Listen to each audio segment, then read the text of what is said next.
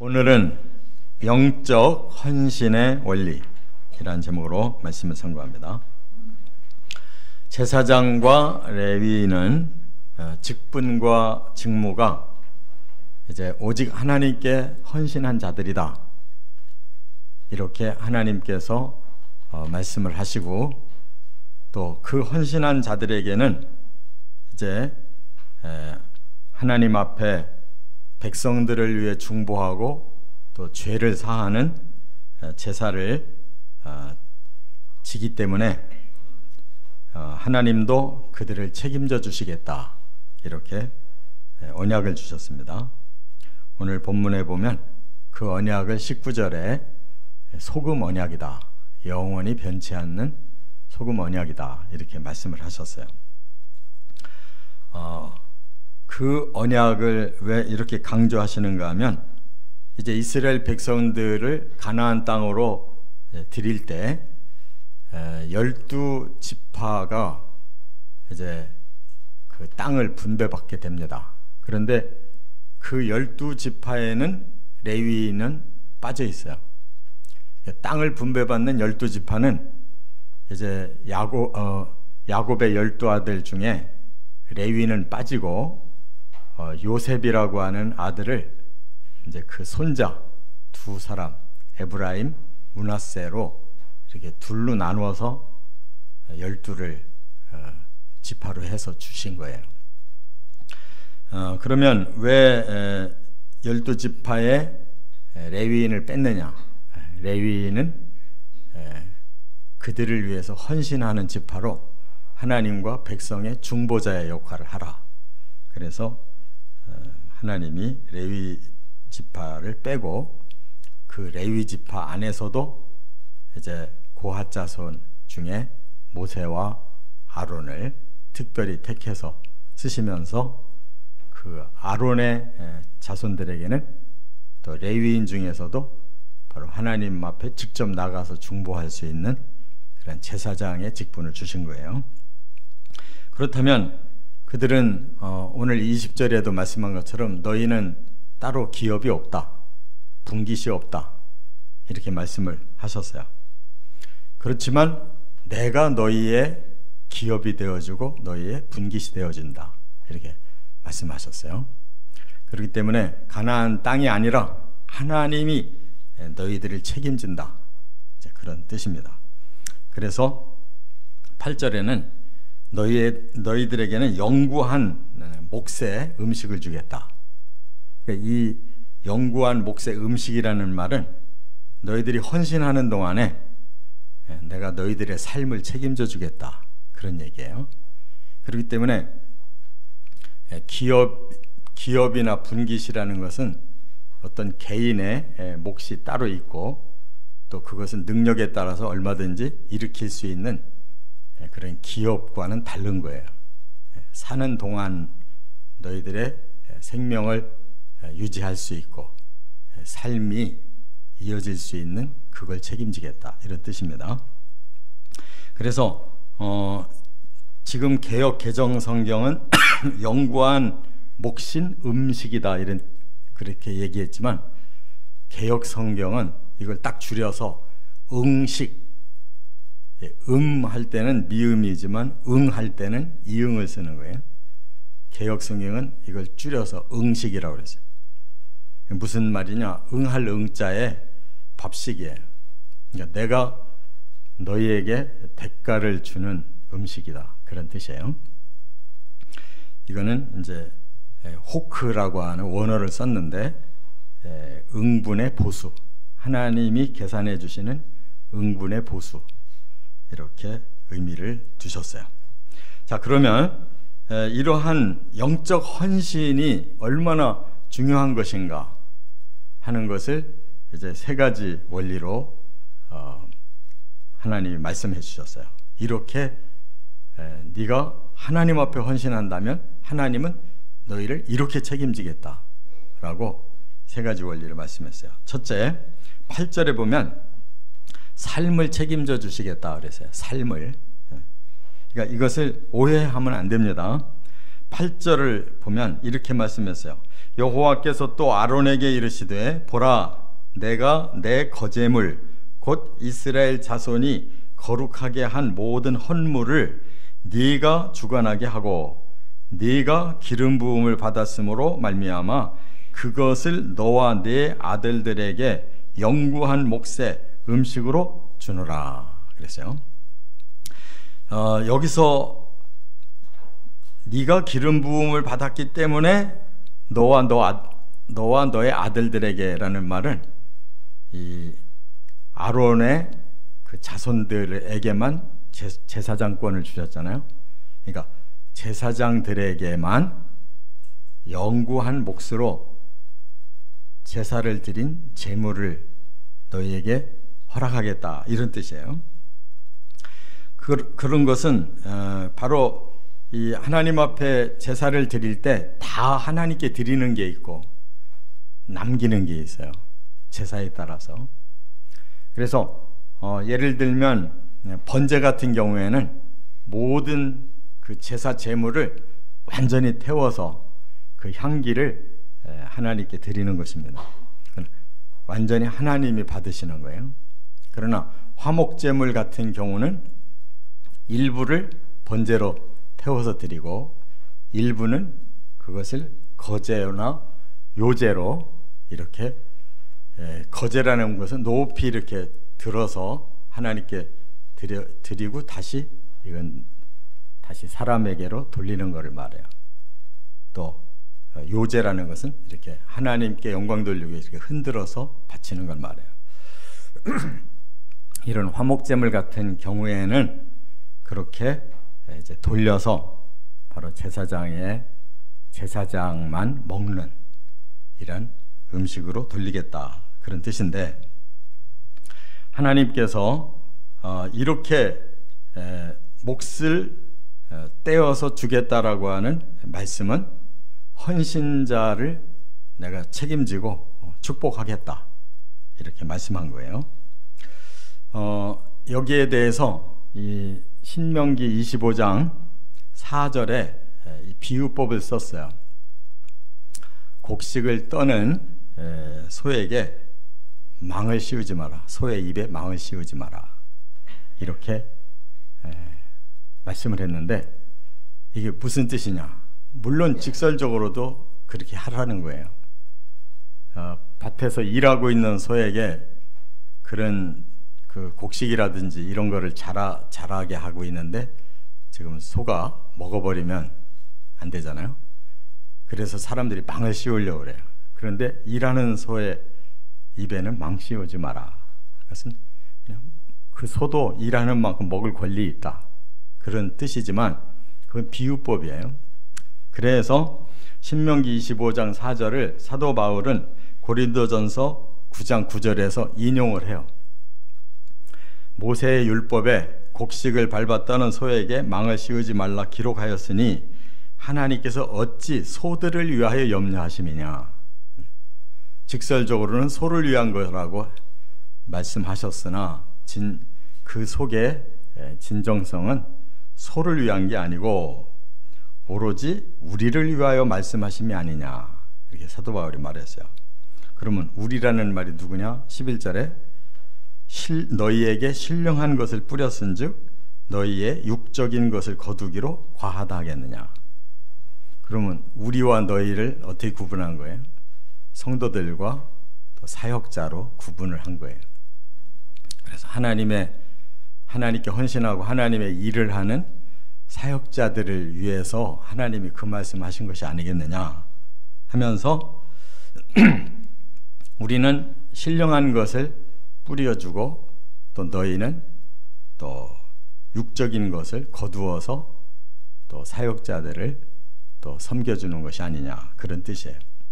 그러면서 사도 바울에게만 유일하게 가지고 있는 자신의 그 생을 스스로 제어하고 하나님 앞에 다 바치려고 했던 그 특별한 은사를 이렇게 소개해요. 12절에는 그러나 우리가 이 권리를 쓰지 아니하고 범사에 참는 것은 그리스도의 복음에 아무 장애가 없게 하려 함이로다. 이렇게 훌륭한 사람은 없어요. 그러니까 모든 권리가 다 있는데도 불구하고 자기는 이 권리를 쓰지 않겠다. 그래서 사도 바울만 유일하게 자기 직업을 가지고, 천막을 만드는 직업 가지고 밤새워서 일을 하고 낮에는 나가서 복음 전하고 이렇게 삶을 사는 것은 권리가 없어서가 아니다. 하나님 앞에 그만큼 더 헌신하기 위해서다라고 말을 하고 있다, 그 말이에요. 예수님도 제자들을 전도하라고 파송하시면서 마태복음 10장에 보면 그런 말씀을 했어요. 배낭이나 두벌 옷이나 신이나 지팡이를 가지지 마라.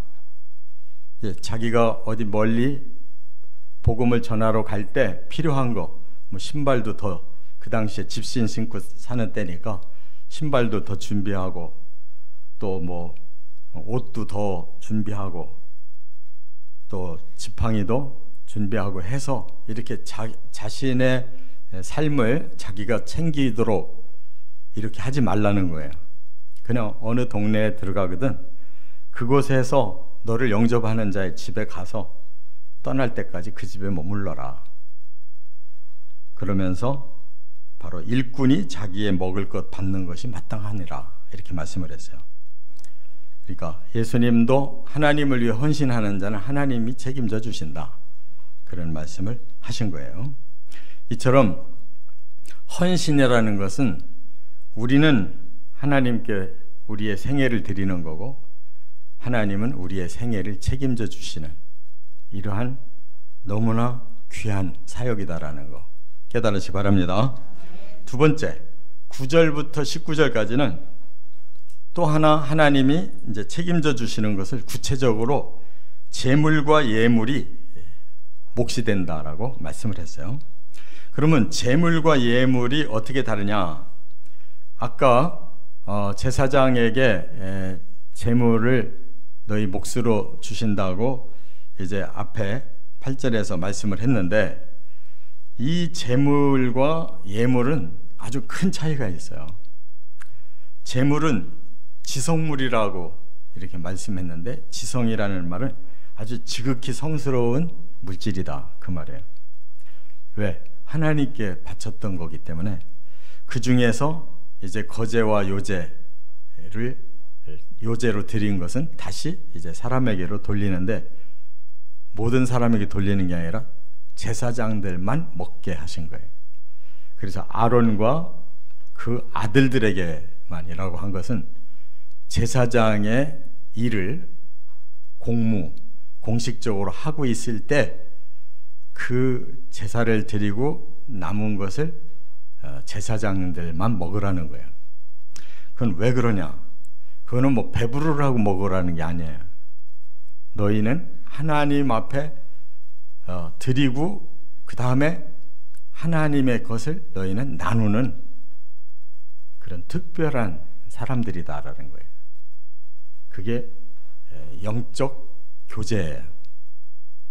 그것이 바로 예수님이 행하신 십자가 전날 12 제자만 불러놓고 저녁을 식사를 하실 때 바로 내가 너희를 위해 주는 이 피, 또 내가 너희를 위해 주는 살이다 하면서 성찬하셨잖아요. 그 원리인 거예요. 그러니까 제사가 바로 하나님 앞에 드려진 다음에 하나님이 그 제사장들에게만 내가 너희에게 성찬을 주겠다, 그 뜻이에요. 그러니까 하나님 앞에 지극한 그 성물을 헌신하는 자에게는 함께 나누시겠다는 거예요. 그러니까 얼만큼 하나님이 그들을 사랑하시고 거룩한 사람들로 받아들이시는가를 깨달을 수가 있는 거예요. 예수님도 제자들에게 바로 그 원리를 가르쳐 주신 거예요. 할렐루야. 그러므로 사람은 먹는 것으로 사는 게 아니고 하나님의 영으로 사는 것이에요. 믿습니까?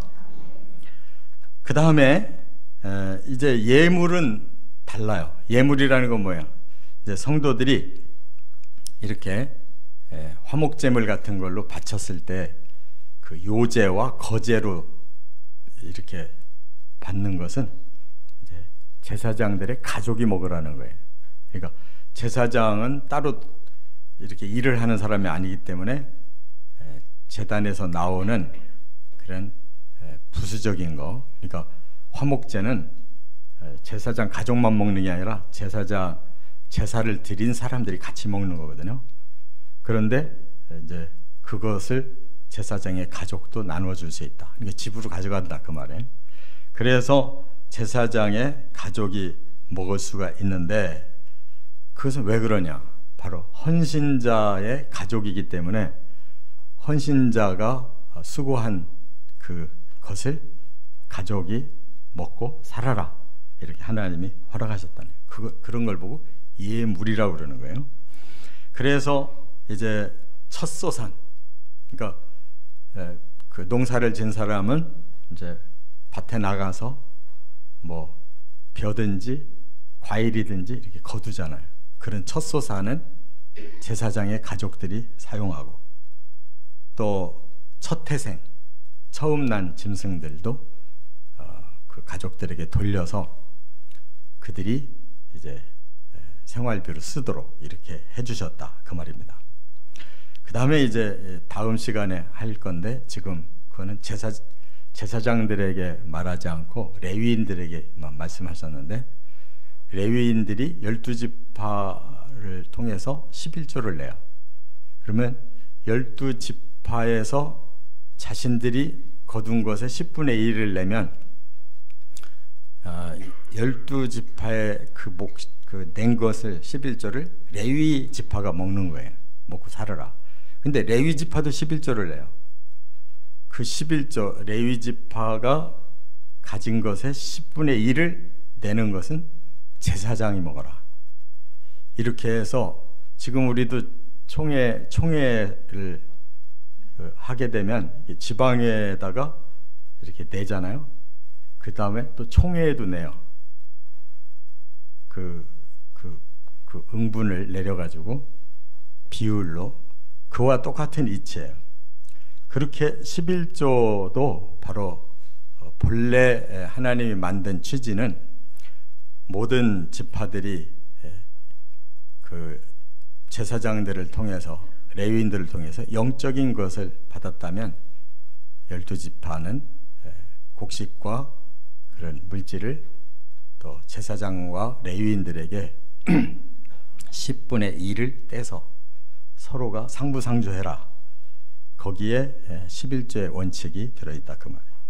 그렇기 때문에 이처럼 하나님의 공동체를 위해서 하나님이 특별히 헌신한 자들에게는 그런 기업이나 분깃 안 주고 내가 너희 생활을 책임져 줄게 하는 것이고, 12지파에게는 내가 준 분깃이나 그 기업 가지고 마음껏 일하고 축복을 받아라 이렇게 말씀했다는 걸 깨달으시 바랍니다. 끝으로 세 번째, 이제 20절에 여호와의 기업이 되어 주신다 이렇게 하신 말씀을 한번 더 여기서 상고할 필요가 있는데, 20절에 그랬어요. 아론에게 이르시되 너는 이스라엘 자손의 땅에 기업도 없겠고 그들 중에 분깃도 없을 것이나 내가 이스라엘 자손 중에 내 분깃이요 내 기업이니라 이렇게 말씀했어요. 그것은 다른 일 하지 말라는 거예요. 제사장은 다른 일 하지 말고 너 자신이 다른 직업을 가지지 말고 하나님께만 헌신해라. 그러면 하나님이 너의 분깃도 되어주고 기업도 되어주겠다. 책임져 주겠다는 거죠. 그런데 사도 바울은 왜 이것마저도 자기가 받지 않겠다고 했을까? 그는 하나님의 뜻을 거역하겠다는 뜻이 아니라 하나님 앞에 완전히 드리기 위해서 자기가 자기 생활비나 선교비를 위해서 또 이렇게 직업을 가지고 일하겠다는 더 고귀한 뜻이지 이중직을 하겠다는 뜻이 아니에요. 그렇기 때문에 구약 시대에는 제사장과 레위인이 헌신자들이, 신약 시대에는 사도들이 또 그 참모들이 헌신자들이에요. 또 오늘날의 이 교회는 교역자들이 헌신자예요. 그러니까 다른 직업 갖지 말고 하나님 앞에 온전히 헌신해라는 이 여호와가 기업이 되어 주시겠다는 뜻대로 사는 것이 정상인 거예요. 그런데 천국에 들어가면 어떻게 되느냐? 모든 성도들이 바로 헌신자예요. 천국에는 직분이 따로 필요가 없어요. 이 땅에서는 12지파와 또 레위지파가 이렇게 분리해서 서로 상부상조해야 되지만 그 나라에는 그게 필요 없어요. 다 하나님의 자녀로 다 헌신했기 때문에 그 나라에서는 모든 것을 다 함께 공유한다는 걸 믿으시 바랍니다. 아버지의 것을 자녀들이 모두 공유하는 거예요. 이렇게 백성들을 따로 분리할 필요가 없는 거예요. 그렇기 때문에 그 영광이 영원하다는 것은 우리 성도들에게도 주어진 그 언약인 것을 꼭 깨달으시 바랍니다. 천국 가면 뭐 목사님들만 저 위에 앉고 성도들이 밑에 있는 거 아니냐? 그게 아니에요. 이 땅에서만 사역을 서로 분리해서 서로 도우라는 거고, 그 나라에서는 완성된 나라이기 때문에 성삼위 하나님만 높은 보좌에 앉아 계시고 나머지 모든 성도들은 다 하나님 자녀로 똑같이 이 축복과 영광을 누린다, 그런 말씀이에요. 그래서 고린도전서 3장 15절에 보면 사도 바울이 이렇게 교훈해요. 너희들이 정말 그 나라를 위해서 어떻게 헌신할 거냐. 어떤 사람은 금과 은과 보석을 가지고 천국을 짓는데 헌신했다는 거예요. 근데 어떤 사람은 그냥 나무나 짚이나 돌을 가지고 그냥 헌신했다는 거예요. 그런데 나중에 하나님이 판결하실 때 보니까 금은 보석으로 지은 집은 그대로 있는데 그냥 적당하게 이렇게 나무나 이런 걸로 진 거는 없어져 버렸다는 거예요. 그럴 때 너희가 불 가운데서 구원을 얻는 것이다 그랬거든요. 그 말은 무슨 뜻이냐? 불 가운데서라고 하는 말이 저 로마서에서도 나오는데, 원수에게 너는 대적하지 말고 베풀어라. 계속 원수를 베풀어라. 그게 이기는 방법이다.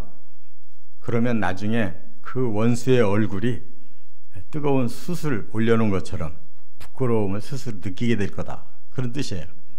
그러니까 여기 고린도전서 3장에 불 가운데 구원받는다는 거나 원수가 계속 선행을 하게 되면 그 얼굴에 불을 올려놓는 것과 같다라는 뜻은 바로 부끄러움 말하는 거예요. 부끄러움.